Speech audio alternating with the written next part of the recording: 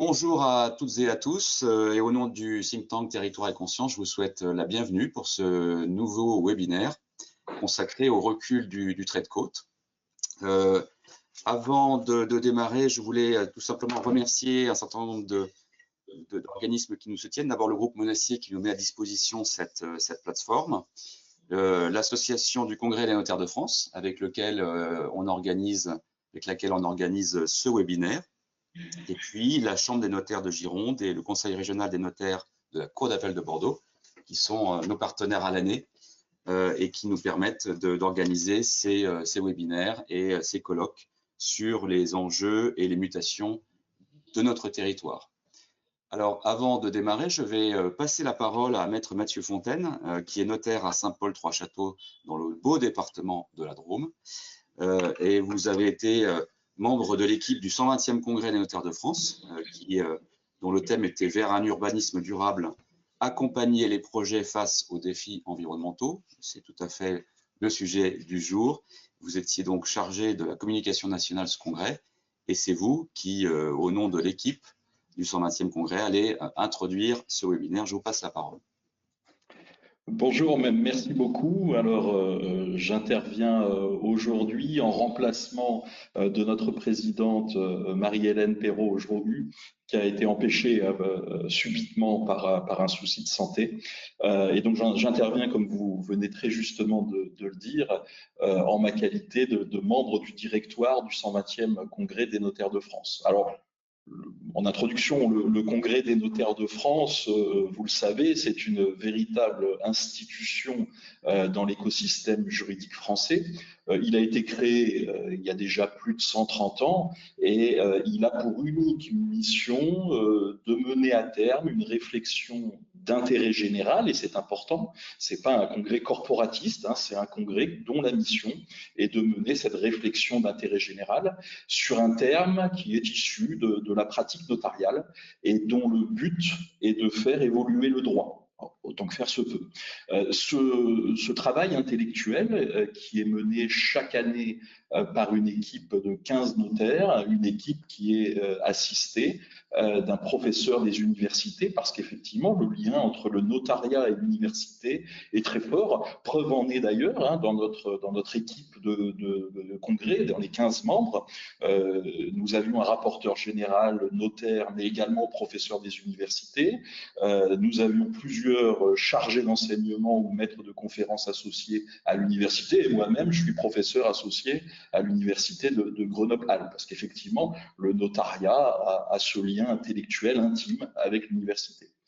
Chaque année, le résultat concret de ce travail de recherche est livré à la société sous plusieurs formes. Un ouvrage d'environ 1000 pages, voici l'ouvrage du 120e Congrès des notaires.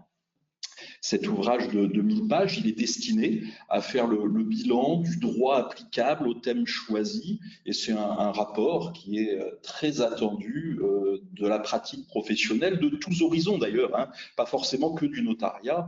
Les avocats, les magistrats, les universitaires attendent ce document, et d'ailleurs il constitue une mine d'information aussi pour les étudiants. Moi j'ai de nombreux étudiants qui citent régulièrement dans leurs travaux de mémoire ou leurs travaux de recherche des travaux du Congrès des notaires. On a également une série de propositions d'amélioration du droit et de la pratique professionnelle. Cette série de propositions, elle est soumise au vote démocratique des notaires de France pour ensuite, une fois validée, une fois votée, être relayée auprès des pouvoirs publics.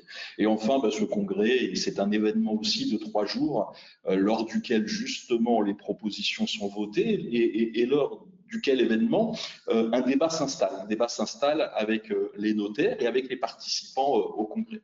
Alors en 2024, vous l'avez dit, le 120e Congrès des notaires de France, il avait pour thème « Vers un urbanisme durable, accompagner les projets face aux défis environnementaux ». Cette édition, donc, qui était présidée par Marie-Hélène Perrault-Augereau, était découpée en 3 commissions: anticiper, convaincre et réaliser. Et plusieurs propositions ont été soumises donc au vote des notaires de France. Alors, Certaines d'entre elles étaient symboliques, le symbole est important en droit, comme la reconnaissance d'un statut juridique de l'arbre, par exemple. D'autres étaient plutôt techniques, c'est le cas du plaidoyer pour un régime du proto-aménagement, et on en avait également des propositions très pragmatiques pour militer pour le passage d'un urbanisme de construction à un urbanisme de transformation.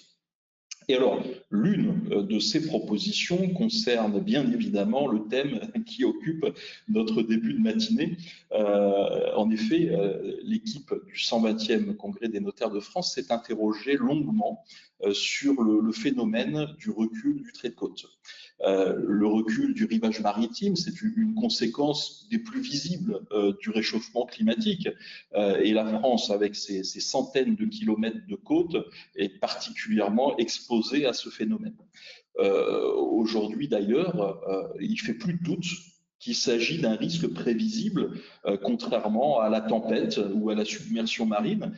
Et il n'en demeure pas moins d'ailleurs que des problèmes de sécurité des personnes, de sécurité des biens en découlent, puisque, et on en reparlera dans ce début de matinée, des milliers de biens immobiliers à horizon 2030, 2050 ou 2100 disparaîtront dans les eaux maritimes.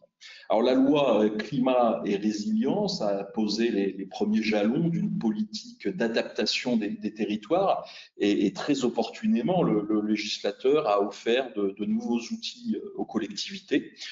Mais dans sa réflexion, le Congrès a estimé qu'il fallait peut-être aller plus loin, peut-être pas plus loin d'ailleurs, aller peut-être autrement et être créateur également d'autres solutions concrètes. Alors, une première partie de la proposition relative au recul du trait de côte était notamment d'apporter une information peut-être plus précise que l'information obligatoire aujourd'hui, une information cartographiée, une information avec précision et puis une information rendue obligatoire et ciblée peut-être sur le bien qui fait l'objet d'une transaction, plutôt qu'une information générale sur un territoire. Une autre partie de la proposition soumise au vote et qui d'ailleurs été adoptée à une très large majorité, est d'anticiper l'intégration de la propriété dans le domaine public maritime, puisque c'est la conséquence de l'érosion finalement, en offrant la possibilité pour les biens concernés d'une préemption ou d'un délaissement, mais qui porterait uniquement sur le sol et sur le tréfonds, laissant aux propriétaires des élévations un droit de superficie, un droit superficiaire temporaire, en tout cas aussi longtemps que l'érosion permettra de jouir de ce droit. Alors, dit autrement, l'objet de la proposition, c'est de permettre du coup une dissociation entre la propriété et la jouissance, constater un transfert de la propriété du foncier à la collectivité, laquelle de toute façon en deviendra propriétaire à terme, puisque si on se met dans l'optique de l'érosion aboutie, finalement, une fois l'érosion réalisée, c'est bien la collectivité qui deviendra propriétaire suite au grignotage du rivage par la mer et l'océan, et de laisser aux particuliers le bien tant que celui-ci est occupable. Alors, cette dissociation, elle nous semblait être conforme à cette idée de sécurité juridique que le notaire défend et pour lequel le notaire est missionné, et une sécurité juridique de la propriété en dehors des schémas assurantiels qui peuvent être complexes ou coûteux, et puis en dehors de schémas indemnisatoires également.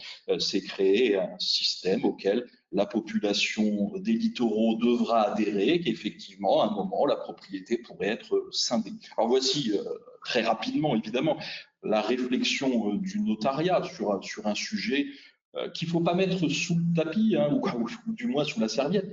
Et je suis sûr que ce début de matinée va nous permettre des éclairages probablement différents, mais tout à fait intéressants sur les solutions à venir. Et je laisse la parole du coup aux intervenants. Merci beaucoup. Merci Maître pour cette intervention et cette introduction. Je voulais signaler aux participants à ce webinaire, ceux qui assistent à ce webinaire, qu'ils auront bien sûr la possibilité de poser des questions et d'obtenir des réponses. Vous avez donc un chat sur lequel vous pouvez rédiger vos questions. tout au long des différentes interventions auxquelles vous allez assister. Et c'est à l'issue de ces interventions que je relayerai vos différentes questions aux intervenants. Donc, n'hésitez pas, au fil de l'eau, à saisir vos différentes interrogations. Je voulais vous dire que nous avions la chance d'avoir 3 intervenants aujourd'hui. Barbara Leroy, qui va démarrer, qui est responsable du secteur d'activité et gestion de la mer et du littoral au CEREMA. Je vous présenterai les uns et les autres plus en détail à chaque fois que je vous passerai la parole. Ensuite, Michel Maresco, qui est le maire de Villeurville, commune du Calvados, et le premier vice-président de la communauté de communes Cœur-Côte-Fleury.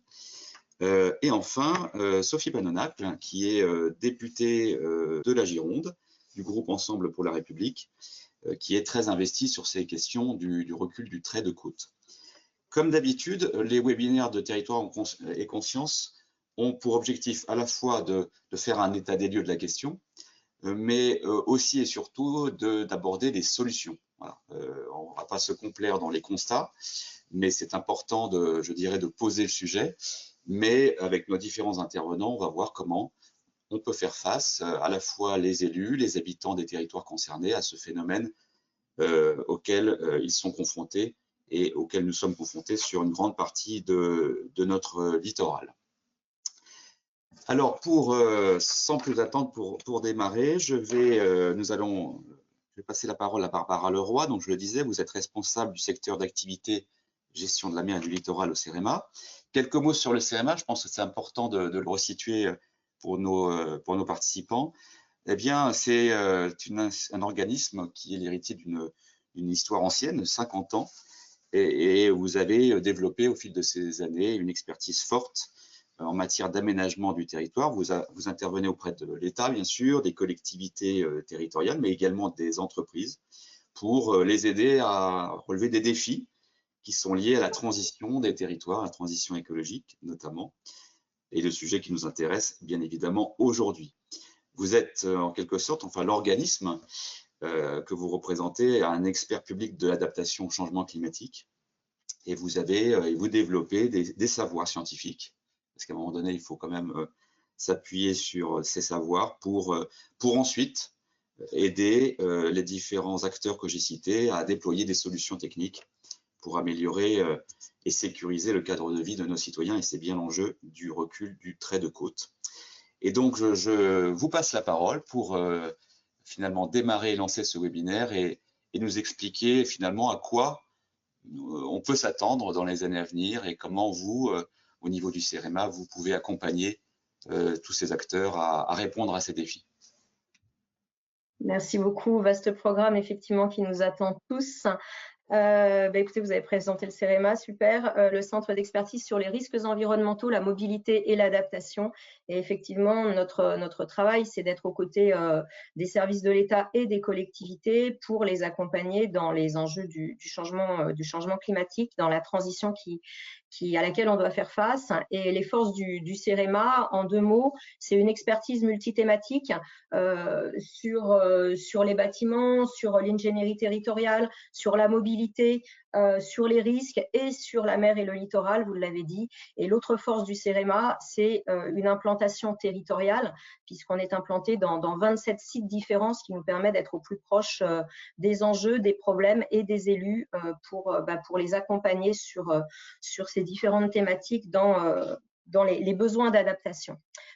Aujourd'hui, j'ai 15 minutes pour vous donner les clés qui permettent de comprendre les phénomènes en jeu, pour partager quelques chiffres clés et puis aussi avoir une boîte à outils sur comment appréhender le phénomène, comment anticiper le phénomène, comment s'y adapter et emmener les populations là-dessus.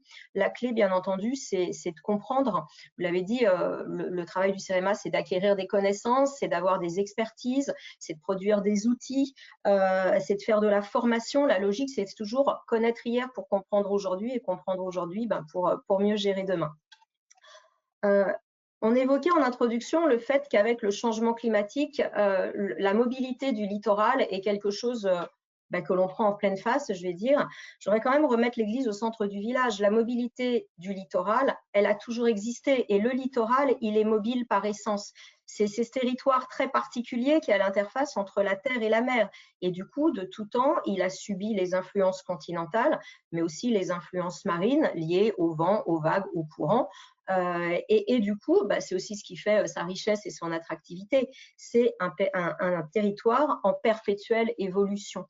J'en prends pour preuve le Signal qu'on ne présente plus entre 1970 où il était dans une situation idéalement placée face à la mer et puis en 2017 où il était trop près de la mer.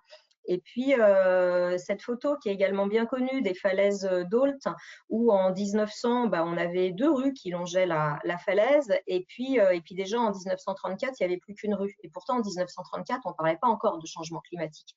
Bon, aujourd'hui, la 2e rue, elle n'est plus accessible non plus. Donc, voilà, tout ça pour dire que le littoral a toujours évolué, a toujours été mobile, mais qu'effectivement, avec d'une part les aménagements anthropiques, les aménagements humains, et d'autre part les effets du changement climatique, cette mobilité, elle est encore plus prégnante et on la ressent encore plus. Alors, je vais faire une petite incise sur l'attractivité de ce territoire littoral. Je l'ai dit, il est mobile et il est beau. Oui, il est très beau. Et puis, il y a aussi pas mal d'activités socio-économiques qui s'y développent. Et gardons en tête que sur la bande littorale, sur les territoires littoraux, on a 12% de population en plus que dans le reste de l'Hexagone. On a une densité de population qui est 2,5 fois supérieure. Et même si ce territoire il est mobile et qu'il est de plus en plus mobile, pourtant, il attire de plus en plus, puisque au cours de la dernière moitié du siècle précédent, on a presque 50% de population en plus sur ce territoire. Tous ces gens, faut bien les loger. Donc, qui dit une population supérieure et une densité de population supérieure implique nécessairement une pression foncière et immobilière supérieure également. On a 15% du parc immobilier sur cette bande côtière. On a entre 3 et 4 fois plus de logements sur la bande côtière que sur le reste du territoire. Oui, parce qu'il est attractif et oui, parce qu'il y a beaucoup de résidences secondaires. Et puis, là aussi, on a vu que dans les dernières années, on a une explosion démographique.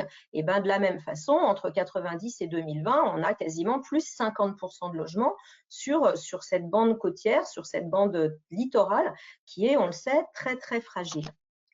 Donc, un territoire très attractif, oui, avec beaucoup de résidences secondaires aussi. Et en termes de chiffres, je pense que s'il y en a un seul qui est à retenir, un seul qui est vraiment un chiffre force, c'est que la bande de 1 km de littoral, cette bande de 1 km qui longe les littoraux tout autour de la France, ça représente simplement 1% du territoire.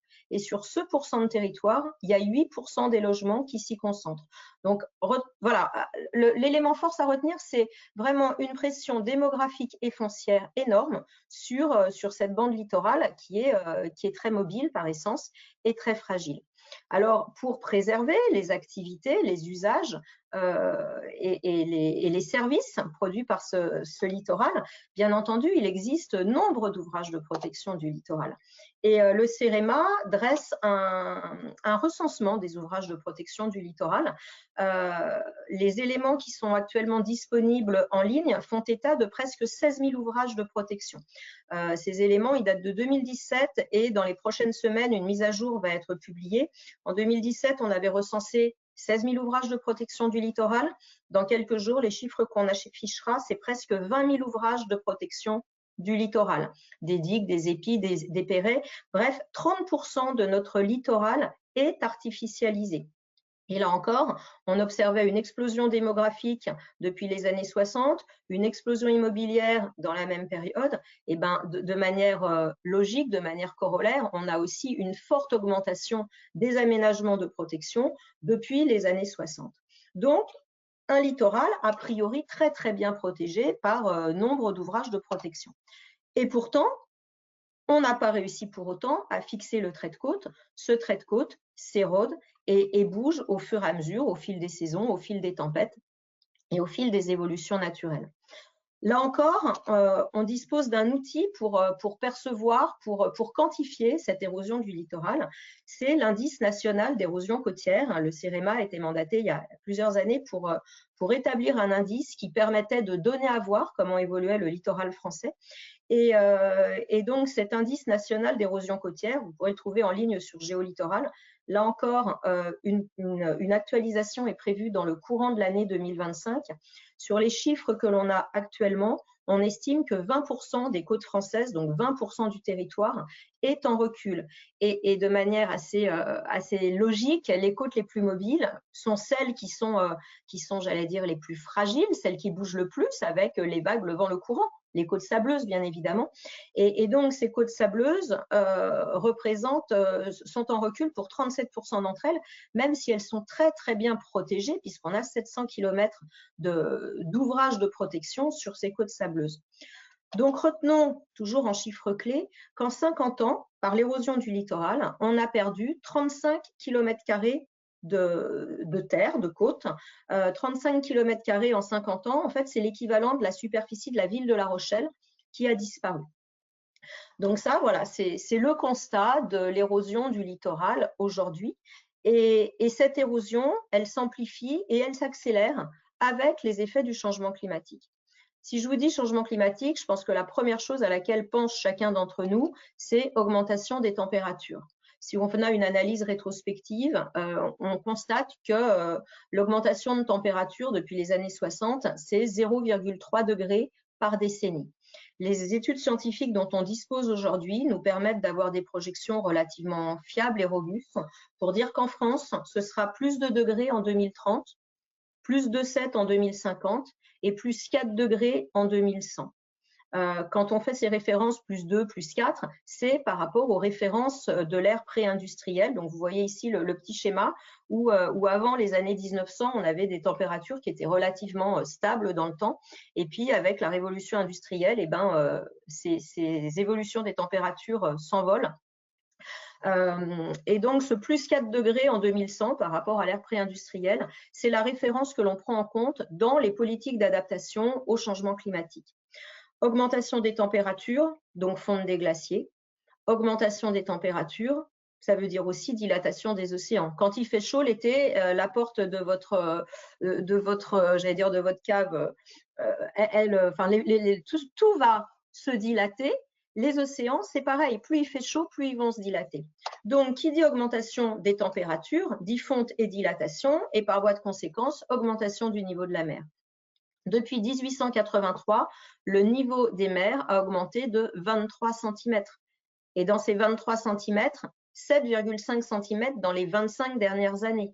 Donc, le niveau des océans augmente, en moyenne aujourd'hui de 3,2 mm par an, et surtout, ce niveau des océans, le rythme d'augmentation du niveau des océans augmente de plus en plus vite. Et là encore, les éléments scientifiques, les données du GIEC nous donnent à penser qu'on devra faire face à plus 30 cm en 2050 et plus 1 mètre, voire plus 2 mètres dans certaines régions du globe d'ici 2100.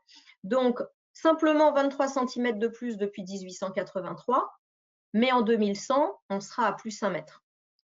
Autant vous dire qu'avec des chiffres comme cela, l'érosion du trait de côte va s'accélérer de plus en plus. Qui dit érosion du trait de côte, dit certains ouvrages vont être submergés, dit des digues vont être ébréchées, des cordons dunaires vont être arasés, et donc on va avoir par voie de conséquence une inondation progressive des zones arrière-littorales, des zones qui se situent sous le niveau de la mer, sous le niveau actuel de la mer, mais qui sont aujourd'hui protégés par des ouvrages de protection digues, pères et épis ou des ouvrages naturels. Bien sûr, avec le changement climatique, on va aussi avoir une augmentation des phénomènes extrêmes, une augmentation des pluies, une augmentation des tempêtes. Quand il y a une tempête, il y a une dépression. Une dépression, c'est moins de pression. Ça veut dire une pression moins importante qui appuie sur les océans et donc une surcote. Pendant une dépression, la surcote peut atteindre 2 mètres. Donc, en 2100, on devra faire face au quotidien à un niveau de la mer qui se sera élevé de 1 mètre, mais pendant les phénomènes de tempête, on aura 1 mètre ou 2 mètres de plus. Ça veut dire qu'il faut se préparer en 2100 à être capable de faire face, à s'être adapté à des conditions où on aura plus 1 mètre de niveau d'eau au quotidien et plus 2, voire plus 3 mètres pendant les tempêtes. Bien évidemment, notre système de protection n'est pas adapté aux conditions de demain et on ne sera pas en capacité de construire un mur de l'Atlantique qui va ceinturer l'ensemble des façades françaises de manière à se préserver du montée des océans. Donc, oui, le littoral de demain va changer et on prend comme référence 2100 parce qu'il faut avoir un objectif et des éléments qu'on est capable un petit peu d'appréhender et de quantifier à différents horizons. Mais sachons aussi que ça ne va pas s'arrêter en 2100. Si on veut se projeter dans ce que pourrait être le littoral de demain et comment il va se matérialiser, quels effets il aura sur ces enjeux forts, ces enjeux socio-économiques de la bande côtière qu'on a évoqués en première partie, le CEREMA a produit l'année dernière des études nationales pour évaluer à différentes échelles de temps les biens qui pourraient être impactés par le recul du trait de côte lié au changement climatique. C'est ces chiffres que le ministre Béchu a annoncés en avril dernier au journal de 20 heures, donc des chiffres chocs pour dire, ben voilà, en 2100, on pourra avoir 500 000 logements qui auraient les pieds dans l'eau. Ces chiffres, ils sont donc issus des études CEREMA, des études à 3 échelles de temps, une première échelle à l'horizon 5 ans, où en fin de compte, c'est le plus difficile à prévoir parce qu'à 5 ans, ce qui bouge, c'est lié aux phénomènes extrêmes, à une grosse tempête, à un gros coup de vent. Mais on n'est pas capable d'avoir la tendance de l'évolution chronique des changements climatiques. Donc, on estime, à dire d'experts, qu'à 5 ans, on pourra avoir 1000 bâtiments les pieds dans l'eau. De manière assez vraisemblable, c'est-à-dire en s'appuyant sur les tendances actuelles du changement climatique et en gardant les ouvrages de protection tels qu'ils existent, on est en capacité de faire une projection à l'échelle nationale à 2050 pour dire on pourra avoir 5000 logements les pieds dans l'eau. Et puis le scénario de 2100, ce scénario choc où on annonce 500 000 logements des pieds dans l'eau, c'est le scénario de l'inaction. C'est le scénario où on n'aura pas été en capacité de recomposer le territoire. C'est le scénario où de toute façon on aura plus 1 mètre et plus 2 voire plus 3 mètres pendant les tempêtes. Et nos ouvrages de protection auront disparu. Et donc dans ce scénario du laisser-faire, on est effectivement à 500 000 logements les pieds dans l'eau, parce qu'avec 1 mètre de plus au quotidien, plus les surcotes liées aux tempêtes, bien évidemment, l'ensemble des ouvrages de protection ne seront plus efficaces. L'ensemble des ouvrages naturels auront également été arasés. Donc, le polder naturel entre Dunkerque et Calais aura les pieds dans l'eau. Les zones estuariennes de la Gironde, de la Seine, de la Loire auront les pieds dans l'eau. La Camargue, le Marais de Poitevin. En fin de compte, toutes les zones qui se situent en dessous de 1 mètre, de plus 1 mètre par rapport au niveau de la mer, auront les pieds dans l'eau. Ce scénario de l'inaction, c'est celui-là. Oui, c'est un scénario choc. Oui, c'est un scénario pour faire réfléchir. Oui, c'est un scénario, j'allais dire, pour prendre le taureau par les cornes et pour agir. Donc, dans ce scénario de l'inaction, où toutes les zones qui se situent à moins de plus 1 mètre par rapport au niveau de la mer se retrouvent sous l'eau, et dans cette perspective, c'est jusqu'à 10 000 km² de territoire qui a les pieds dans l'eau. Donc, je remets en perspective ce qu'on connaît sur les 50 dernières années avec 35 km de territoire perdu. Dans la projection 2100, où on n'a pas relocalisé, recomposé le territoire et où les ouvrages de protection ne sont plus opérants, c'est 10 000 km² qui vont disparaître. Pour agir, il y a des outils maintenant pour agir sur ce phénomène. Eh bien, c'est parfait. Il y a les ouvrages, gérer les inondations, c'est quelque chose qu'on sait bien faire, ou en tout cas, c'est une boîte à outils qui est bien fournie de longue date. En revanche, travailler sur l'érosion du littoral, c'est quelque chose qui n'était pas encore opérant. Et c'est la loi climat et résilience, vous l'avez dit tout à l'heure, qui permet cette nouvelle entrée en matière. Donc cette loi climat et résilience, elle donne différents outils, d'où les cartes locales d'exposition au recul du trait de côte, ces cartes qui permettent d'évaluer les biens concernés par le recul du trait de côte aux horizons de 30 et 100 ans. Les projections du CEREMA à l'échelle nationale, elles ne sont pas zoomables, elles sont là pour donner des éléments macro. Donc il est important que les élus s'emparent de ces élus, déclinent les cartes locales pour disposer d'outils territoriaux qui leur permettront d'éclairer leur stratégie de recomposition du territoire. Ces cartes locales, elles sont obligatoires pour les communes annexées au décret liste. C'est un véritable outil d'aide à la décision et une fois qu'on en dispose, elles doivent être annexées aux documents d'urbanisme. Aujourd'hui, où en est-on? La dernière révision du décret liste faisait état de 317 communes annexées au décret. Ces communes, elles sont annexées au décret de manière volontaire. Et à ce jour, on a presque 200 communes qui se sont lancées dans la démarche. Les graphes de droite sont intéressants parce qu'ils permettent de voir par région le nombre de communes qui est engagé dans la démarche. Mais le graphe totalement à droite est le plus intéressant puisqu'on a voulu objectiver ces données en ayant une vision du pourcentage de territoire qui va être couvert par des cartes locales. Et si on regarde par exemple ce qui se passe pour la Martinique, on a moins de 20% des communes qui sont concernées par une carte locale. Et une fois qu'elles auront réalisé leur carte, ça permettra de couvrir plus de 60% du linéaire côtier. Vous dire aussi qu'il va y avoir une actualisation de cette liste qui est prévue à l'automne et que pour l'heure, il y aurait 19 collectivités supplémentaires. Moi, j'ai envie de dire, les cartes locales, c'est vraiment le bon outil pour agir parce que c'est ce qui va permettre à l'élu d'éclairer ses décisions pour recomposer son territoire demain. Le bon périmètre pour faire ces cartes, c'est pas celui de la commune. C'est avoir un périmètre élargi pour appréhender les bons processus. Et puis le bon timing, voilà, c'est se lancer tout de suite de manière à avoir le temps d'anticiper. Mais bien entendu, les stratégies d'adaptation, elles devront se déployer sur un temps long qui est largement supérieur au temps du mandat. Vous dire aussi qu'adapter le territoire, c'est une nécessité face à la réalité du changement climatique, d'adapter les territoires côtiers, mais que les stratégies d'adaptation, c'est déjà énorme de faire une stratégie de gestion du trait de côte, mais en fait, ça doit s'intégrer dans une réflexion beaucoup plus large d'une stratégie de territoire. Et un des enjeux sera d'être en capacité de faire de l'obligation de relocalisation une opportunité de recomposition durable des territoires qui se mettra en place dans le temps. Oui, on va changer des activités, on va changer des bâtiments, mais on va aussi repenser les mobilités. On va avoir des bâtiments qui seront éco-conçus, qui seront moins énergivores. On pensera ce nouveau territoire en réutilisant, avec une bonne valorisation des ressources, en réutilisant les eaux usées traitées, par exemple, en recomposant des espaces de biodiversité. Donc l'enjeu, c'est oui, d'enclencher les démarches d'aide à la décision pour éclairer les stratégies de gestion du trait de côte qui s'intégreront au fur et à mesure. Ce sera une des briques pour aller dans la recomposition spatiale des territoires. Pour tout ça, il faut vraiment conclure, Madame Leroy, s'il vous plaît. Eh bien, c'est la dernière. C'est lancer les études, c'est se donner les moyens de comprendre, d'éclairer, c'est de partager les informations avec la population parce que bien entendu, le territoire de demain, c'est un territoire qui doit faire sens et qui doit être accepté et donc concerté. Je me suis permis de vous mettre dans une boîte à outils pas mal de liens sur les données disponibles. Je vous remercie de votre attention et je suis désolée d'avoir un peu explosé le timing. Un grand merci, vous avez très largement planté le décor, merci beaucoup, et vous avez parlé de ce défi auquel sont confrontés les élus locaux, et on a la chance d'en avoir un qui va intervenir dans quelques instants. Donc Michel Maresco, vous êtes le maire de Villeurville, je disais tout à l'heure, dans le Calvados.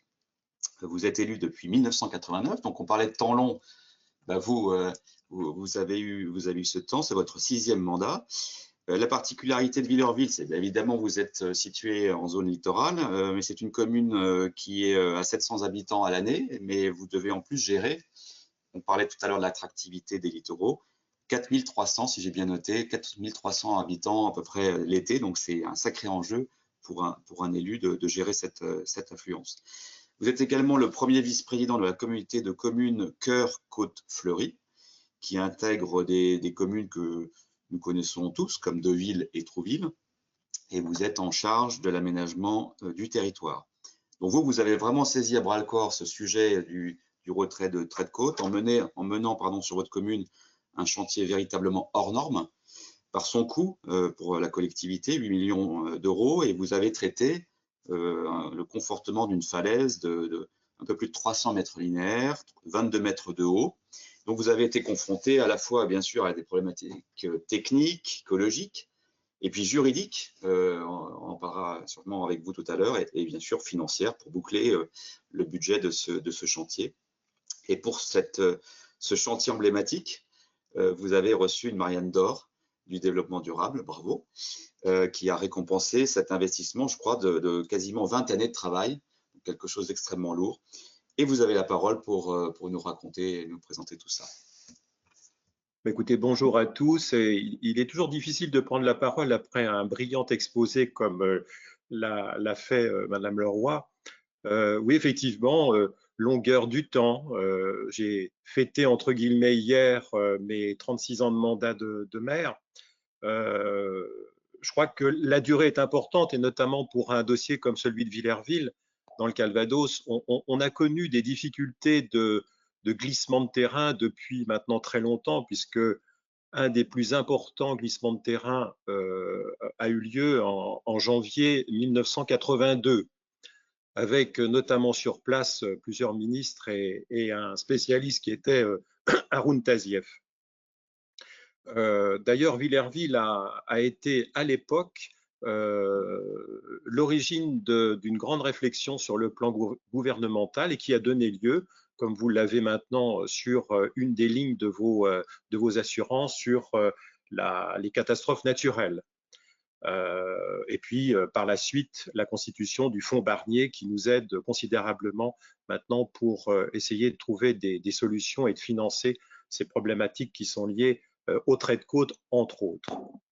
Alors, Villerville a connu le 1er juin 2003 des inondations, des précipitations énormes qui ont à la fois impacté Trouville, vous le disiez tout à l'heure, Monsieur de Germay, et puis Touques, qui sont les communes limitrophes de Villerville, avec un bouleversement considérable puisque les rues étaient complètement parties à la mer, avec des trous béants de plus de 2 mètres et la formation il restait comme des îlots dans les rues qui correspondaient au stationnement d'un certain nombre de véhicules. Donc, bouleversement assez considérable et une population extrêmement inquiète.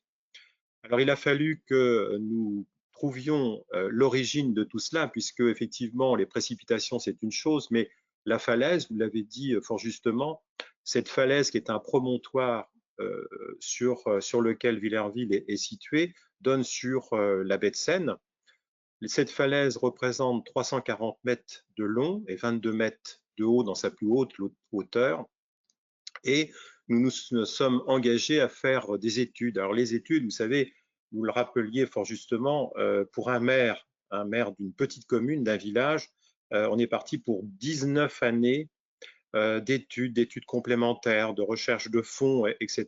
Donc c'est un long fleuve tranquille et je crois qu'il faut beaucoup de ténacité pour un élu, pour des élus, pour des conseils municipaux, de répondre à cet objectif.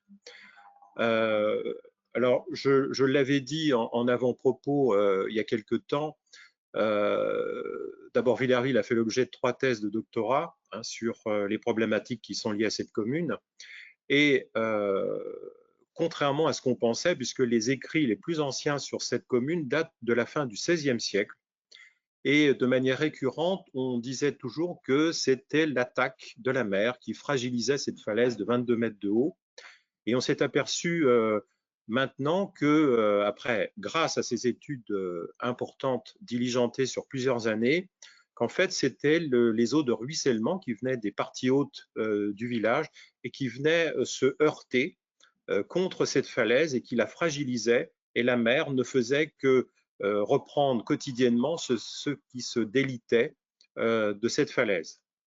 Donc, en fait, on a observé qu'il y avait ce qu'on appelle des hauteurs de nappe, une nappe d'eau qui arrivait en butée de cette falaise à 4 mètres et une autre à 9 mètres de profondeur.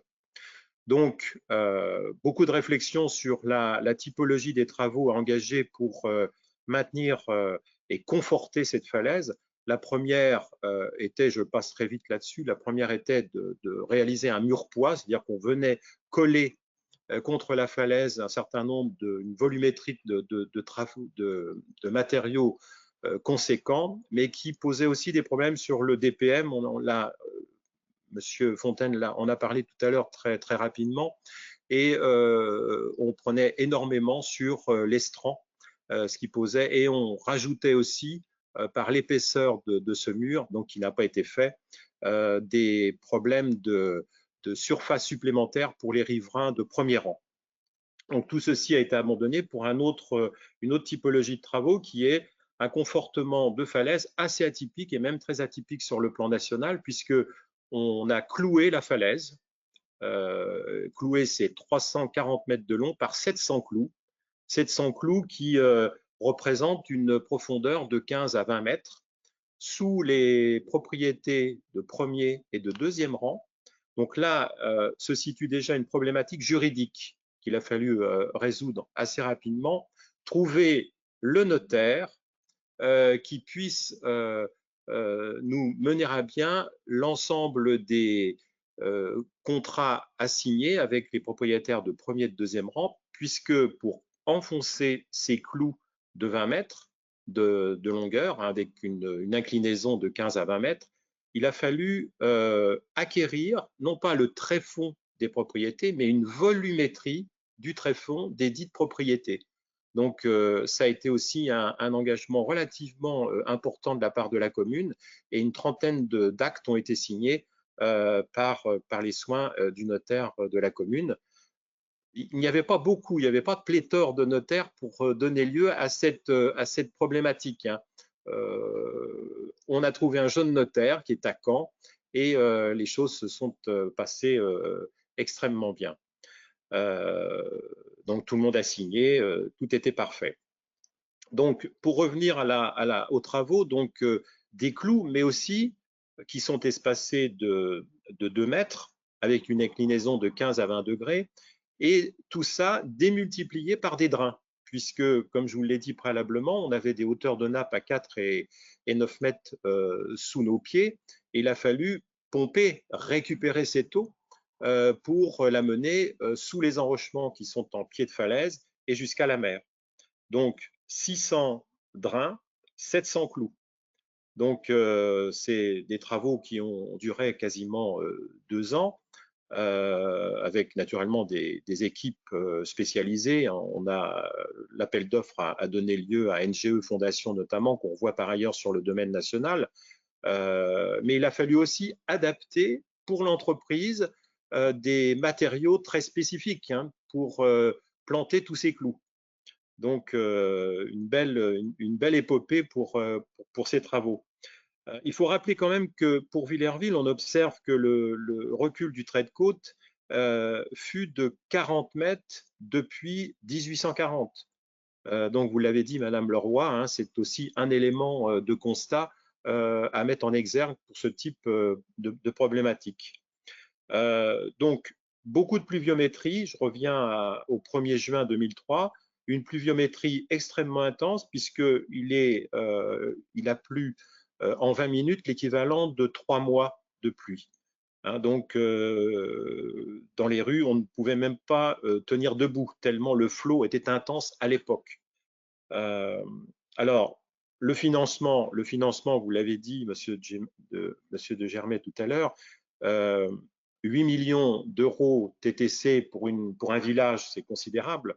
Donc, il a fallu aller, et ça c'est l'œuvre des élus, hein, c'est d'aller chercher des fonds un peu partout. Et on arrive pour un dossier de ce type à 80% de participation. Avec naturellement la commune, on a durant toutes ces années thésaurisé. C'est une commune qui n'a pas fait l'objet d'une augmentation d'impôts depuis, on va voter le budget prochainement, depuis 28 ans.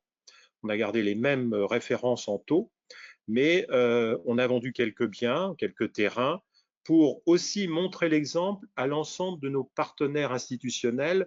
On n'est pas là simplement pour demander aux autres, mais aussi faire l'effort de participer au même titre que les autres partenaires habituels. Et ça, ça a été aussi très intéressant et bien repris par l'ensemble de nos partenaires. Que puis-je dire de plus sur ces travaux? Donc, naturellement, maintenant, il y a beaucoup de sérénité. Alors, ce qui est important pour ces travaux très atypiques, c'est la garantie qui est apportée par ce type de travaux de 75 ans. Donc, c'est le maximum de garantie qu'on peut attendre pour tout ceci. Alors, on a lié l'utile à l'agréable, vous l'avez rappelé en avant-propos, c'est que c'est une commune, nous sommes station de tourisme depuis l'année dernière, et à ce titre, on a lié l'utile à l'agréable, puisque en pied de falaise, On a maintenant une promenade relativement conséquente puisqu'elle fait 4 mètres de large et elle ceinture toute la commune. Et puis, on a aussi un élément qui a été lancé, c'est végétaliser cette falaise. Alors, on n'a pas fait un mur, on a épousé, grâce à un parement de béton de 30 cm d'épaisseur, on a suivi scrupuleusement toute la morphologie de cette falaise pour ne pas avoir, vous parliez, Madame, tout à l'heure du mur de l'Atlantique, mais on n'est pas dans ce type d'action. On a vraiment épousé toutes les formes, ce qui fait que sur le plan esthétique, et c'est important, on a pu aussi mener cet objectif. Donc après, on a mis un géotextile, enfin les choses habituelles pour récupérer toute cette eau qui vient. Et maintenant, on a le plaisir de voir, quand il y a des pluviométries, et maintenant c'est de plus en plus courant, les drains, ça fonctionne, ça marche. On récupère cette eau qui est sous nos pieds et qui part maintenant directement à la mer. Donc un enjeu relativement énorme pour une petite commune, mais on y est arrivé. Donc une grande satisfaction générale et on a maintenant beaucoup d'appels de maires qui sont concernés par ces problématiques liées à l'évolution du climat. Et on est là pour rendre compte et aider tous les élus qui ont des problématiques un peu similaires à celles de Villerville dans le Calvados. Voilà ce que je peux vous dire, mais je suis à votre disposition pour répondre aux questions. Merci, merci même monsieur le maire pour ce témoignage très intéressant de ce qui s'est passé sur la commune de Villerville. Je vais passer maintenant la parole à Madame la députée Sophie Pananac. Vous êtes donc élue en Gironde depuis 2017. Vous avez été réélue en 2022 et 2024. Vous êtes membre du groupe Ensemble pour la République et membre de la commission du développement durable et de l'aménagement du territoire. Vous êtes président du bureau du Conseil national de la mer et des littoraux et présidente du comité national du trait de côte. Vous œuvrez depuis des années sur ce sujet pour une meilleure anticipation des phénomènes liés à l'érosion et vous n'avez pas cessé d'interpeller à la fois les membres du gouvernement, mais plus largement les pouvoirs publics sur ce risque. Je cite une phrase: tout ce qui est installé sur le littoral est menacé. Vous avez proposé, pour accompagner ces politiques, la création d'un fonds érosion côtière, mais ce fonds, pour l'instant, a été victime des péripéties liées à la censure du gouvernement Barnier et puis à la mise en place du nouveau budget pour 2025. Mais en tout cas, pour vous, c'est un élément indispensable. Et vous avez la parole pour nous expliquer justement comment on peut mobiliser l'ensemble des services, mobiliser les moyens pour lutter ou répondre aux enjeux liés au recul du trait de côte. Merci beaucoup, merci pour cette invitation, merci aux trois premiers intervenants, qui en ont déjà dit beaucoup. Je vais dans un premier temps vous présenter le CNTC, donc le Comité national du trait de côte, qui a été créé en mars 2023 à l'initiative de Christophe Béchu, à l'époque ministre de l'écologie, et sous la houlette, si je puis dire, de Bérengère Couillard. À mon grand étonnement à l'époque, puisque nous avions déjà beaucoup travaillé sur ce sujet et j'avais insisté auprès du ministre en lui disant: écoutez, je suis OK, je suis partante pour à nouveau travailler sur ce sujet, mais vraiment dans l'objectif que nous aboutissions sur des financements pérennes dans le cadre donc de ce PLF 2025. Et c'était la condition pour laquelle je me suis engagée pendant 18 mois donc de travaux. Bon, la deuxième, c'était que, il est vrai, le Comité national du trait de côte, pour la première fois, réunissait l'ensemble des acteurs, réunit toujours d'ailleurs, l'ensemble des acteurs concernés par le sujet de près ou de loin, si je puis dire, puisqu'il est composé de 5 collèges, des services de l'État qui nous accompagnent, des élus, avec l'ANEL notamment, mais pas que, les maires de France, les intercos, départements, régions, des experts, des scientifiques, des ONG, des associations et les acteurs socio-professionnels. Donc, je trouvais effectivement intéressant de tous se retrouver autour de la table pour échanger nos points de vue, nos visions et pour élaborer différentes stratégies, notamment, vous l'avez dit, de financement. Donc, 3 missions nous ont été confiées. La première, vous le voyez sur mes slides, qui est l'actualisation de la stratégie nationale du trait de côte. Alors, elle est toujours en cours et nous devrions, dans les semaines qui viennent, avoir la version, on va dire, définitive et qui nous permettra d'aller vers les déclinaisons locales. Ça, c'est la première mission. La deuxième, Madame Leroy en a parlé, c'est le fameux décret liste. Nous sommes chargés de donner un avis favorable ou pas sur ce décret liste en fonction des communes qui désirent, qui souhaitent l'intégrer. À ce stade aujourd'hui, officiellement en tout cas, nous en sommes à 317 communes sur environ 500 communes littorales touchées de près ou de loin par le phénomène érosion côtière. Alors, la ministre nous a informé lors de notre dernière séance plénière qu'environ une vingtaine de communes supplémentaires devraient rejoindre ce décret liste. Nous aurons en charge donc de valider cette nouvelle liste, là, encore une fois, dans les semaines qui viennent. Pourquoi je vous dis valider? Parce que nous avons en tout cas comme mission à veiller à ce que certaines communes pourraient intégrer ce décret liste sans être impactées par le phénomène érosion côtière. Et dans ce cas-là, ça n'aurait aucun sens. Donc, c'est un peu là. Ce qui, en gros, n'est pas le cas. Mais voilà, notre rôle est là. Et donc, troisième mission, eh bien, c'était la plus difficile et celle qui n'a pas encore abouti, en tout cas, définir un ou des modèles de financement des projets, notamment les projets, les fameux plans partenariaux d'aménagement dont disposent certains territoires. Nous avons été accompagnés dans le cadre de ces missions par le CEREMA, qui a rendu son rapport, Madame Leroy nous en a fait état, qui était indispensable, qui nous a permis d'avoir une évaluation des enjeux sur lesquels nous allions travailler et ce qui permet, une fois que nous avons connaissance de ces enjeux, de pouvoir évaluer le montant des besoins financiers qui seront utiles dans les 10, 30, 50 et 100 ans, bien évidemment. On n'a pas besoin de tout de suite, mais cela représente des montants importants.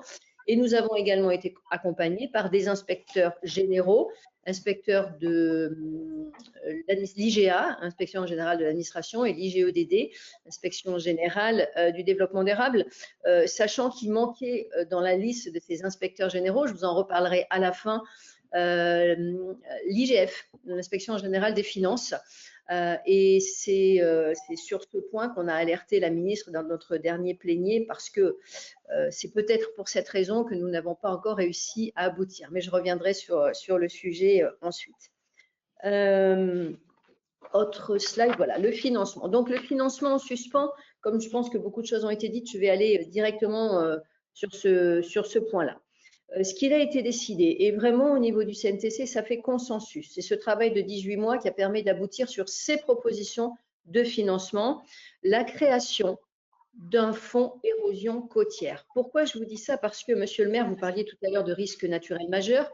Il faut quand même rappeler aux personnes qui nous écoutent que l'érosion côtière n'est pas un risque naturel majeur. Ça reste un phénomène prévisible, inéluctable, donc qui ne rentre absolument pas dans le cadre du fonds Barnier, dans le champ du fonds Barnier, enfin qui ne peut pas bénéficier du fonds Barnier, qui ne rentre pas dans le cadre des catastrophes naturelles. Et ça, cela a été décidé. On l'a décidé au sein du CNTC, après prise en compte de différents avis, même si les experts, les scientifiques qui nous accompagnent ne sont pas d'accord avec cela, en nous disant qu'aujourd'hui, notamment, on peut imaginer demain une grosse tempête en Normandie, en Normandie ou ailleurs d'ailleurs, peu importe, avec une vague submersion marine qui ferait partir un grand morceau de côte. Ça veut dire quoi? Ça veut dire de l'érosion. Comment faisons-nous la différence entre cette submersion marine qui aura accéléré l'érosion côtière? Risque naturel majeur, érosion, voilà. Et il va arriver à un moment dans les années à venir où cette différenciation entre la submersion et l'érosion, si on rajoute en plus l'élévation au niveau de la mer, sera totalement impossible.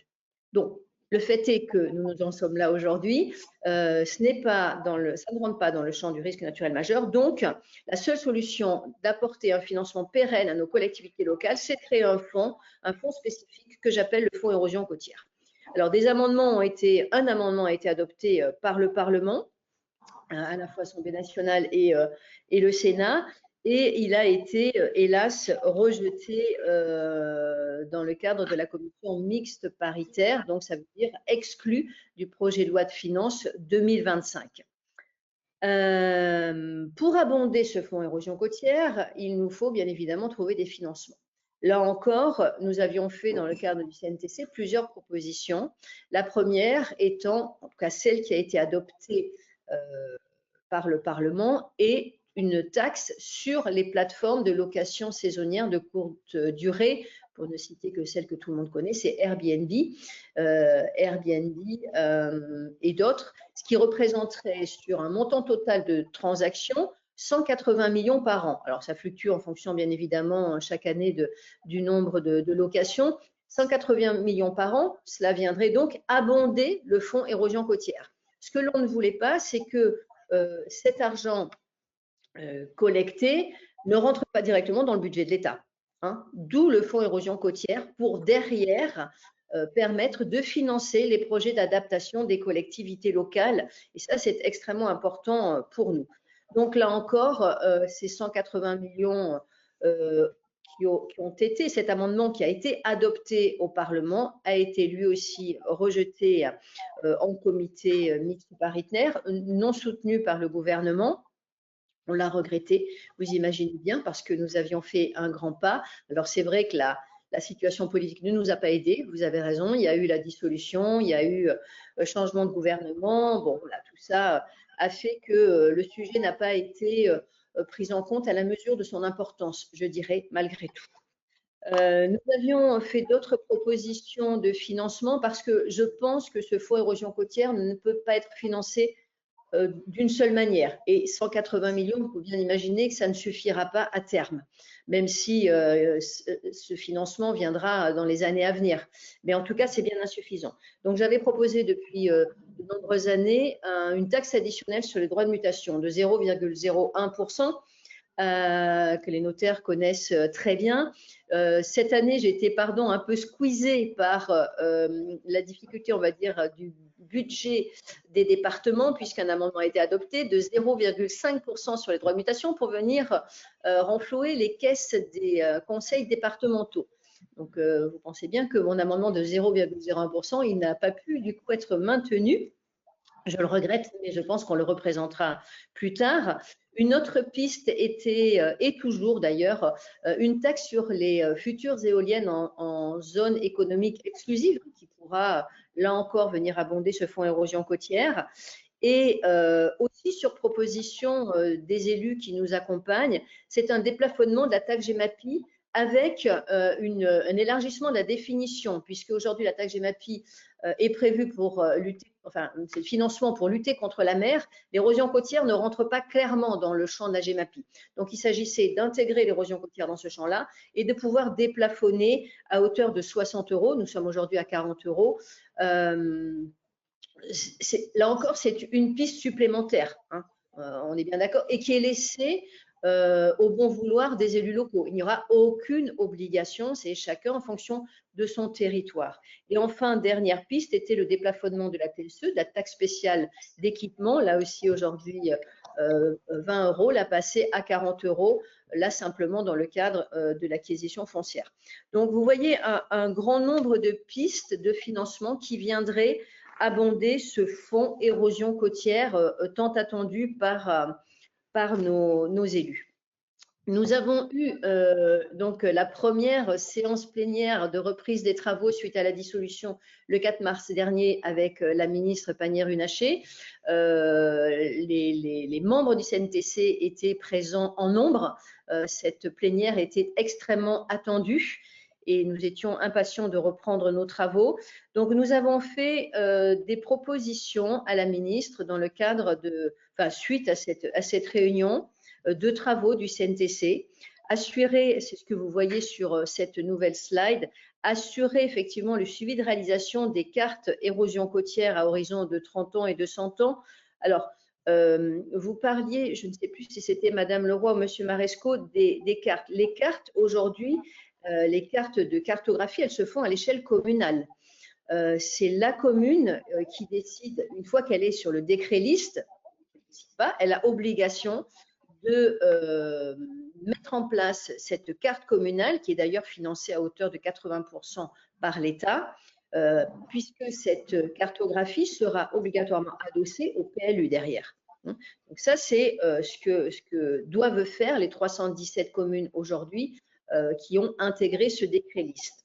Et je pense que c'est important, ça aussi protège les maires quelque part, puisque une fois la cartographie établie, eh bien, il y aura des zones rouges sur lesquelles nous ne pourrons plus rien faire en termes d'urbanisation.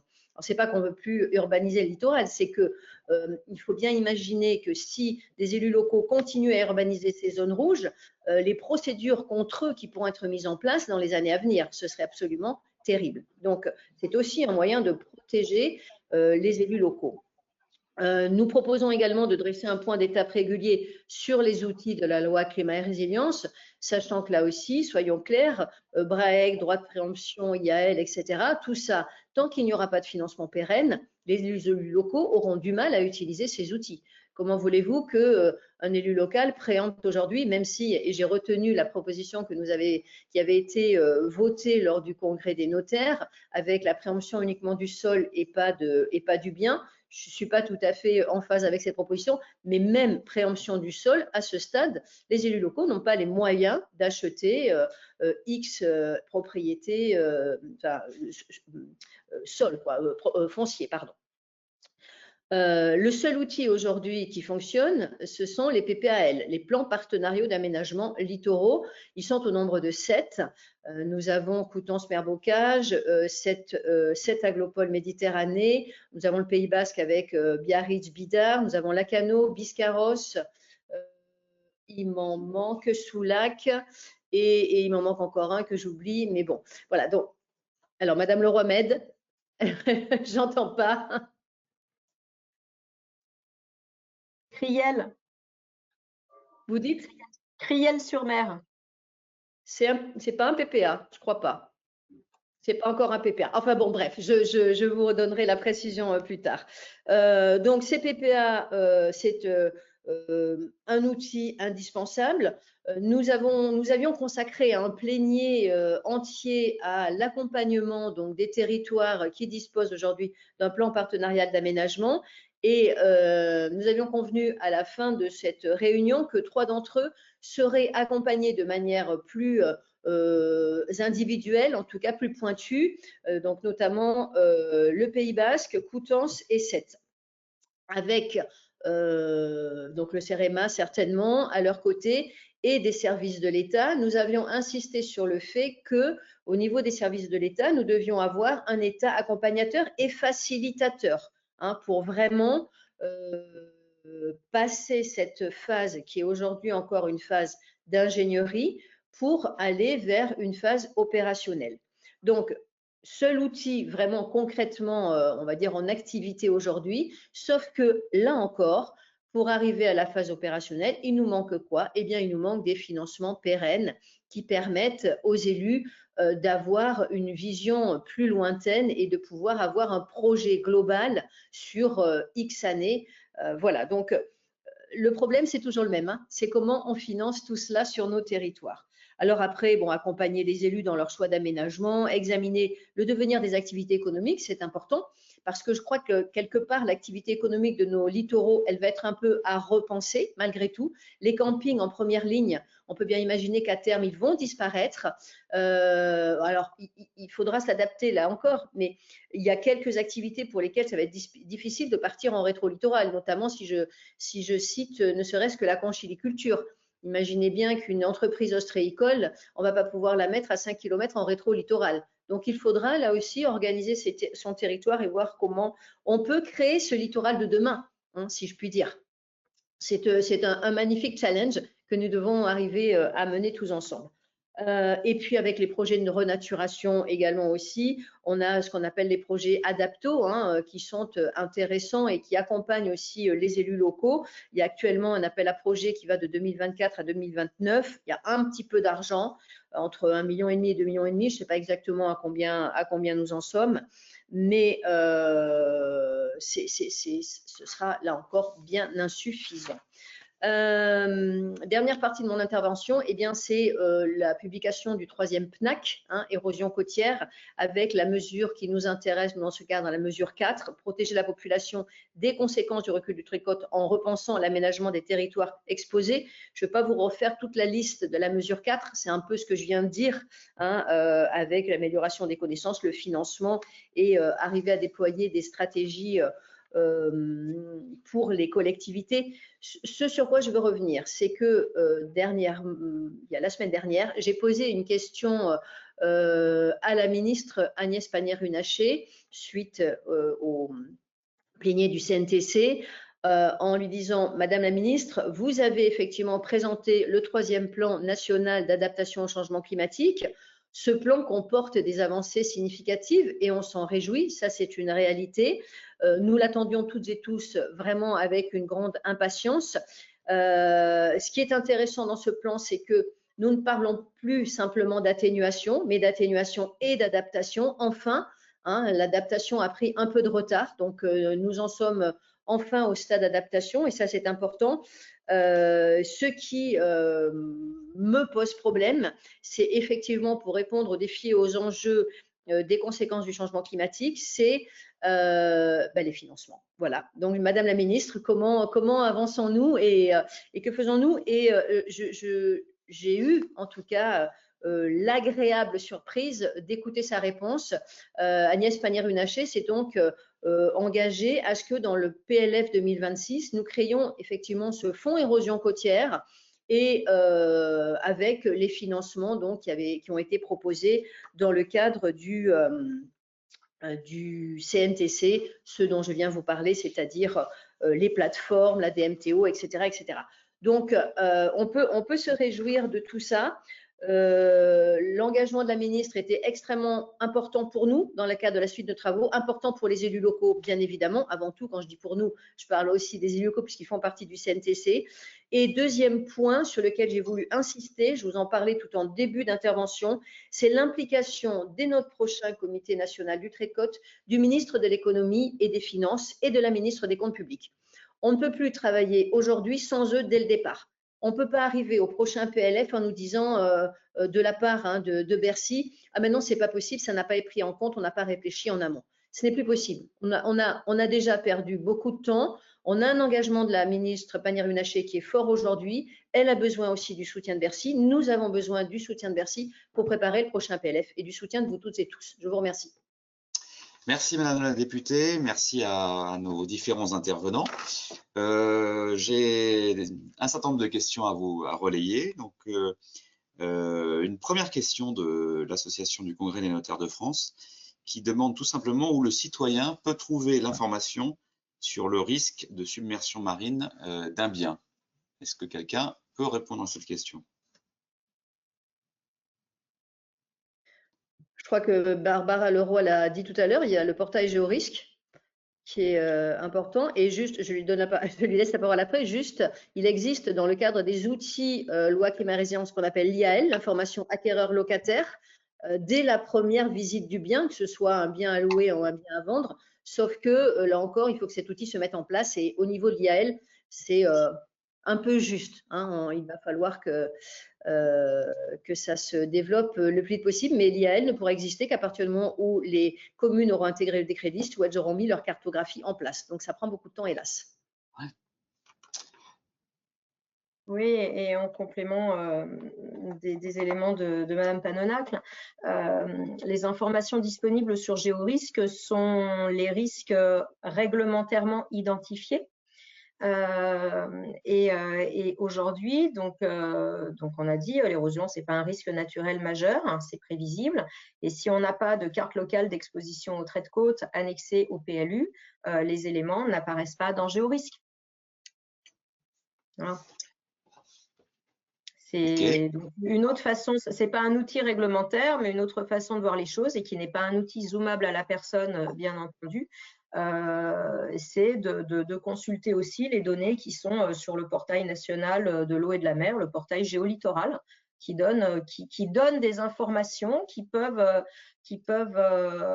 donner les éléments aux futurs acquéreurs pour qu'ils achètent au moins en conscience, sans que ce soit quelque chose qui soit réglementairement validé, de se dire, ben voilà, je vais regarder des éléments et j'ai conscience que ce territoire-là, il n'a jamais bougé depuis 50 ans, les données données par l'indice national d'érosion côtière, ou au contraire, qu'il a beaucoup bougé au cours des 20 dernières années. Ce n'est pas un risque réglementaire, mais ça permet de se faire une idée sur l'enjeu et le risque qu'on prend en achetant à cet endroit-là. Merci à toutes les deux pour vos précisions. Une autre question que je lis. Bonjour, tout d'abord, merci pour ce webinaire très intéressant. Donc, je relais le compliment à nos différents intervenants. Je souhaiterais savoir quelle place vous accordez à la responsabilisation de la population. En effet, face aux impacts prévus de l'érosion, il me semble judicieux de développer à la fois des solutions matérielles, donc les protections, mais aussi de sensibiliser la population à ce genre de problématiques. Pour exemple, les effets du tourisme sur le tassement des côtes et le retrait des dunes est extrêmement important.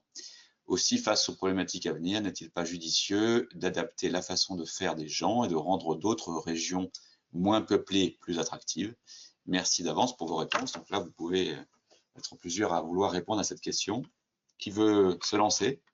Est-ce que Madame la députée, vous voulez, vous qui croisez beaucoup d'élus, oui, pardon, j'ai coupé mon micro ici, oui, si vous voulez. Je crois que c'est extrêmement difficile aujourd'hui encore. On voit que la pression, elle existe toujours, que les prix de l'immobilier sur le littoral ne baissent pas, ne chutent absolument pas. Donc, c'est inquiétant, effectivement, et je crois qu'il va falloir poursuivre cette sensibilisation. C'est pour ça que l'information au risque ou au phénomène, elle est importante par divers moyens. Les notaires ont ce rôle primordial, effectivement, les agences immobilières, mais pas que. Aujourd'hui, on a de nombreuses conférences, de nombreux experts qui expliquent, je crois, de plus en plus à la population. Les élus locaux, les maires organisent pas mal d'ateliers pour sensibiliser. Malgré tout, parce que nos littoraux sont extraordinaires, on est nombreux à vouloir y vivre. Je crois qu'il faut juste prendre la mesure de ce qui va se passer et absolument informer, en tout cas au moment de l'achat, du risque et éviter tout contentieux à l'avenir. Moi, c'est ça qui m'inquiète. C'est-à-dire qu'aujourd'hui, on peut encore entendre quelques personnes, je ne veux jeter la pierre à aucun agent immobilier ni à personne, mais il y a encore ce discours qui dit acheter, dans tous les cas, l'État viendra indemniser. Mais l'État n'indemnisera personne, rien. D'abord, il n'y aura pas d'indemnisation parce qu'on n'est pas sur un risque naturel majeur. Il ne faut pas compter là-dessus. Ça va être un vrai problème. Alors, on sait bien qu'il va y avoir nombre sans doute de procédures, mais on en est là aujourd'hui. Attention à ça. Et quand vous disiez tout à l'heure, une des propositions de notaire, c'est de n'acheter que le sol, imaginez bien la difficulté financière que ça pourra causer à des personnes qui vont finir par se retrouver dans une maison qu'ils vont perdre à terme avec la vente d'un foncier qui représente finalement pas grand-chose. Et derrière, ils vont faire quoi? On a aussi un vrai enjeu social qu'il faut prendre en compte par rapport à ce qui va se passer dans les années à venir. Madame Leroy, vous souhaitiez répondre également? Oui, il y a tout le volet effectivement d'information des acquéreurs et là-dessus, il y a le travail des professionnels de l'immobilier, de l'agence immobilière au notaire et à l'avocat également qui conseille les collectivités. Mais il y a aussi la pédagogie, la sensibilisation de l'ensemble des usagers pour nos petites pratiques du quotidien. Il y a une phrase que j'aime beaucoup, elle n'est pas de moi, c'était de Leibniz qui disait « Le bruit de la mer, c'est le bruit de chaque petite vague ». Et en fait, nos petites actions du quotidien, y compris des estivants, peuvent avoir des impacts sur le littoral. Enfin, voilà, on parle des cairns. C'est super d'arriver sur une plage de galets et d'empiler les cailloux. Sauf que si tout le monde fait des cairns ou si tout le monde ramène un caillou en souvenir, ça modifie le transit sédimentaire, ça accélère les phénomènes d'érosion ou d'accrétion à d'autres endroits, etc., etc. Et je pense que là-dessus, il faut communiquer. Il y a pas mal, j'ai longtemps travaillé en Normandie, il y avait pas mal d'associations de protection du littoral qui étaient portées par des collectivités et qui faisaient nombre d'ateliers pédagogiques l'été pour sensibiliser à la richesse de la faune et de la flore, pour sensibiliser au tassement de terrain, à l'érosion côtière, etc., etc. Et je pense que cette pédagogie, elle est importante. Je dis pas, elle n'est pas de la responsabilité des élus, elle est de notre responsabilité collective, mais il faut trouver des relais d'information là-dessus qui petit à petit feront changer les pratiques. Merci Madame Leroy. Une question donc de Mathieu Fontaine. Vous avez posé vous-même une question que je relais. Compte tenu du risque pour les personnes et les biens à horizon 2100, pour quelles raisons l'inscription sur le décret liste des communes concernées par le recul du trait de côte est volontaire et non imposée? Pour quelles raisons des communes comme celle de Marseillan dans l'Hérault ont pris un arrêté pour être inscrits dans le dispositif, mais a pris ensuite un arrêté quelques mois après pour en sortir? Voilà. Alors, sur le fameux décret liste, ça a été effectivement un sujet tout au départ, de savoir si on le rendait obligatoire ou volontaire. Je crois que il faut faire confiance aux élus locaux. Ils connaissent parfaitement leur territoire et il nous a semblé plutôt judicieux de dire, bien, c'est à eux de vouloir l'intégrer ou pas en fonction de ce qui se passe sur leur commune. Ce qui s'est passé quand même au départ, c'est que on a eu une vraie réticence des élus locaux par rapport au fait d'intégrer ce décret liste, et notamment de l'Association nationale des élus du littoral, de l'ANEL. Yannick Moreau, le président, donc, qui fait partie du CNTC, nous avions eu des échanges sur ça. Leur crainte était simplement fondée sur le fait qu'on intègre ce décret liste, on nous impose donc, on n'a pas le choix, à partir du moment où on intègre le décret liste, on doit mettre en place cette cartographie, installer ces zones rouges, ça ok, mais au-delà de ça, leur crainte derrière, c'était l'État va nous obliger à financer la suite. C'était vraiment cette crainte de devoir financer leur propre projet d'adaptation, et crainte légitime parce que les élus locaux, vu les millions et voire plus tard les milliards que ça va représenter, en seront bien incapables, n'auront pas, par rapport à leurs fonds propres, ne seront pas dans la capacité de financer stratégie. Et autre point, c'était en termes de responsabilité. Leur crainte aussi, c'était d'avoir la seule responsabilité de ce qui pourrait se passer à l'avenir, et notamment toutes les procédures dont je vous parlais tout à l'heure qui pourraient être lancées. Ces craintes ont été levées. L'ANEL est revenu effectivement sur cette position, et ça a été levé grâce à des engagements de l'État par rapport à ça. Donc voilà, on en est là. On reste sur du volontaire et ça fonctionne, franchement, puisque là, je vous dis, on va passer sans doute à 330 communes touchées de près ou de loin par l'érosion. On sait très bien qu'au fur et à mesure des phénomènes météo et de ce qui se passera sur les territoires, les communes intégreront ce décret liste. On n'est plus aujourd'hui dans une urgence absolue, on a les principales et ça se fera au fur et à mesure, et je pense que c'est bien comme ça. Merci Madame la députée. Madame Leroy. Ouais, pour ces études, elles sont imposées par la loi climat et résilience pour les communes qui sont dans le décret liste. Ces cartes locales, c'est vraiment la clé pour agir. C'est pas la cible à atteindre. L'objectif, c'est pas de faire l'étude. L'objectif, c'est une fois qu'on a l'étude, c'est de passer à l'acte. C'est de transformer l'essai. Donc oui, il faut des financements. La députée Panonacle se bat pour ça. Mais il faut aussi une volonté et une acceptabilité locale. Donc, il faut que la carte, elle soit portée par l'élu, et j'entends que c'est une lourde responsabilité. Il faut qu'il y ait de la concertation, parce que le changement de territoire, il ne pourra pas être imposé. Il faut aussi qu'il soit accepté. Il faut l'avoir maturé le truc et se dire, ouais, ok, ouais, faut y aller, parce qu'on ne va pas pouvoir résister tout le temps. Donc voilà, c'est la vraie clé pour agir. Et donc, il faut que cette étude, elle soit, je vais dire, bien faite. Il faut que l'élu il soit rapproché d'un bon assistant à maître d'ouvrage pour bien adapter le cahier des charges à ses besoins spécifiques du territoire. Il faut prendre les bonnes hypothèses de calcul. Puis derrière, il faut avoir un bon bureau d'études. Mais cette phase de préparation des cartes locales, elle est super importante pour que ce qui va sortir de l'étude, ce soit robuste, ce soit des éléments qui vont bien éclairer les décideurs. Merci. Et qui soit, pardon, je rajoute juste un point, et qui soit, vous avez tout à fait raison, Madame Leroy, et derrière, qui soit explicable à la population du territoire, parce que ça peut être aussi assez anxiogène, et c'était un des sujets sur lesquels nous avions échangé. Donc voilà, que cette carte soit bien menée et qu'on puisse aller expliquer à la population ce qui va se passer et ce qu'on envisage pour la protéger. Hein, c'est pas faire peur pour faire peur, même si dans ce pays, il va être extrêmement important de développer davantage et encore plus la culture du risque, vu ce qui nous attend.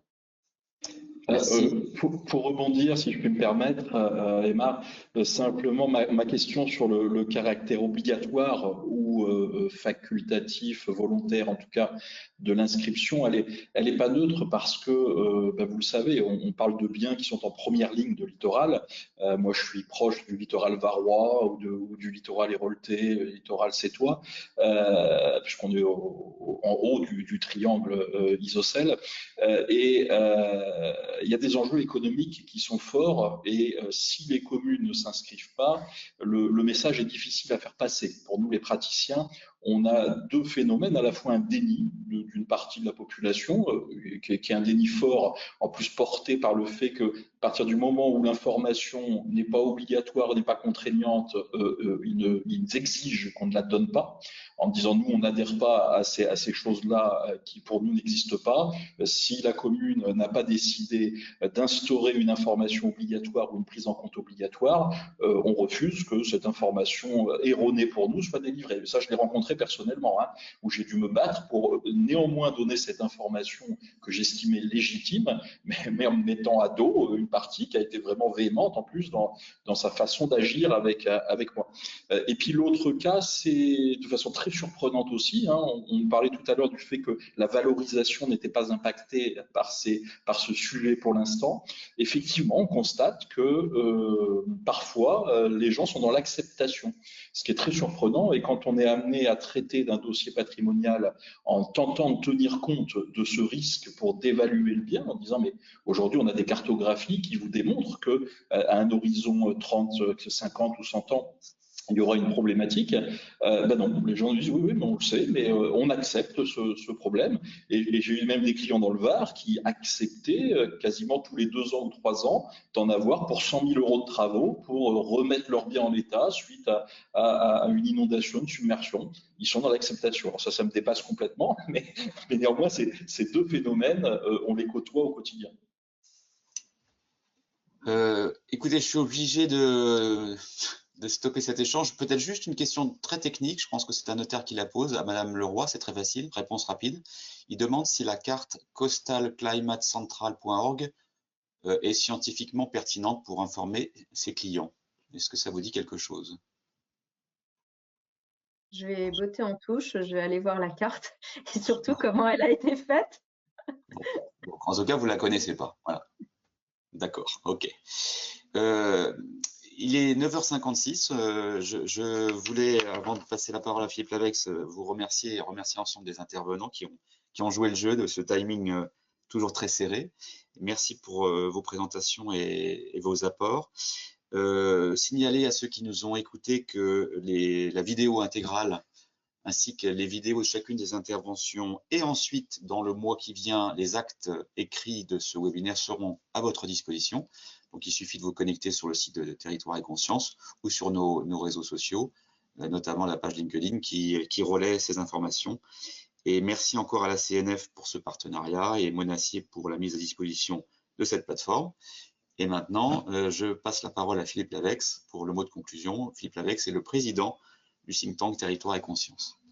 Je pense que vous m'entendez. Merci à nos 4 intervenants. Vous avez eu des propos passionnants. Vous nous avez permis de nous mieux comprendre les risques liés au recul du trait de côte et puis toutes ses conséquences.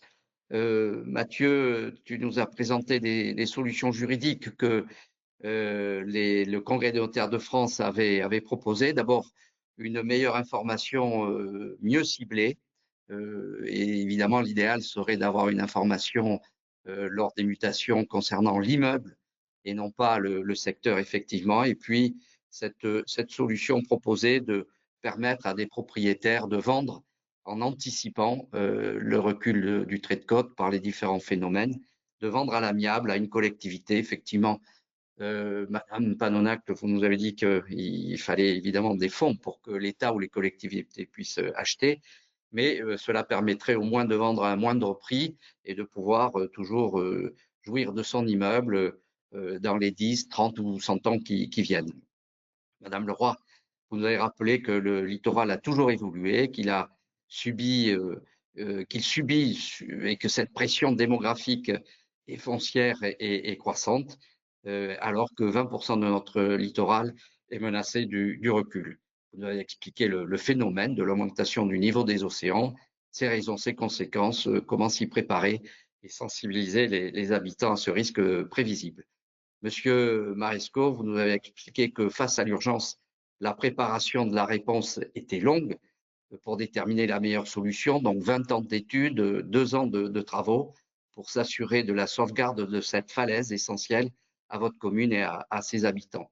Ici, il ne s'agit pas de l'avancée de la mer, de l'érosion côtière, mais des éboulements dus aux eaux de ruissellement et de nappes phréatiques. Donc, en fait, cela nous permet de comprendre aussi que toutes les situations ne sont pas identiques et que, par contre, le point commun, c'est l'énormité des dépenses de sauvegarde et l'engagement nécessaire de tous les acteurs politiques.